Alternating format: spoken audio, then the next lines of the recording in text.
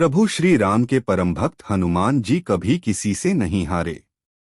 उन्होंने हर मुश्किल का डटकर सामना किया और जीत भी हासिल की।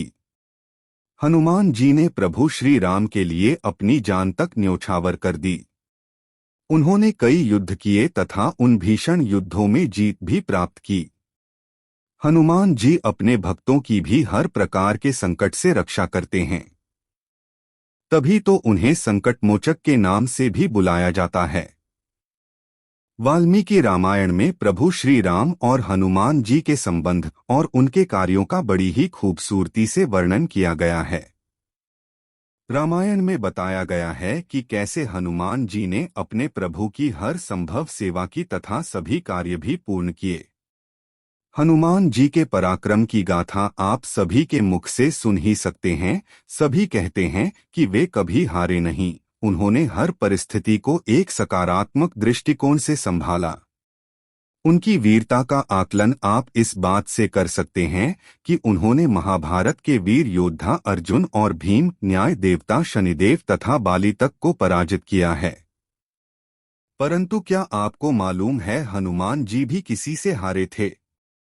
आज की इस कहानी में हम आपको हनुमान जी के एक राम भक्त तपस्वी से हार की कथा बताएंगे। एक मच्छिंद्रनाथ नामक तपस्वी हुआ करते थे जो प्रभु श्री राम के परम भक्त थे।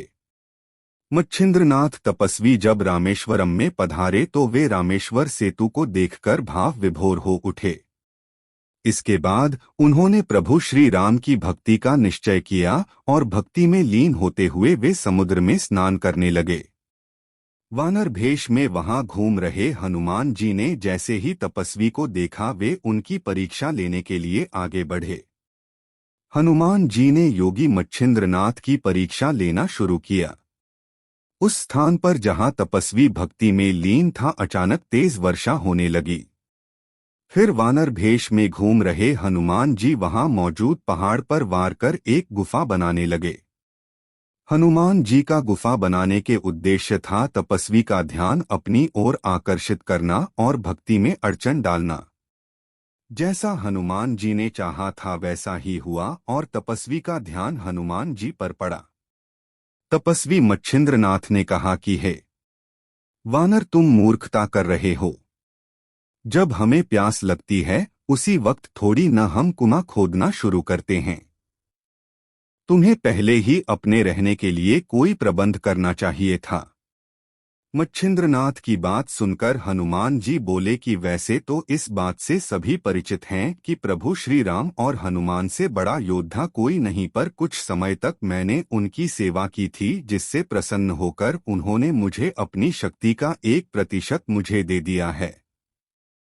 यदि आपके पास इतना साहस है तो मुझे हराकर दिखाएं। ऐसा करने के बाद ही मैं मानूंगा कि आप में तपोबल है और आप समर्थ हैं, वरना खुद को एक सिद्ध योगी कहना बंद कर दें। मच्छिंद्रनाथ ने हनुमान की चुनौती स्वीकार की और युद्ध करना शुरू कर दिया। हनुमान जी ने युद्ध शुरू होते ही मच्छिंद्रनाथ पर 7 बड़े पर्वत फेंके, परंतु मच्छिंद्रनाथ ने उन पर्वतों को अपनी शक्ति के बल से उसके मूल स्थान पर दोबारा भेज दिया। यह दृश्य देखते ही हनुमान जी क्रोध से आग बबूला हो उठे। इसके बाद हनुमान जी ने वहां के सबसे बड़े पर्वत को उठाकर मच्छिंद्रनाथ पर फेंकने के लिए उठा लिया, जिसे देखते ही मच्छिंद्रनाथ ने समुद्र के जल की कुछ बूंदें ली और उन बूंदों को अपने हाथ में लेकर उसे वाताकर्षण मंत्र से सिद्ध किया। तत्पश्चात जल की उन बूंदों को हनुमान जी के ऊपर फेंक दिया।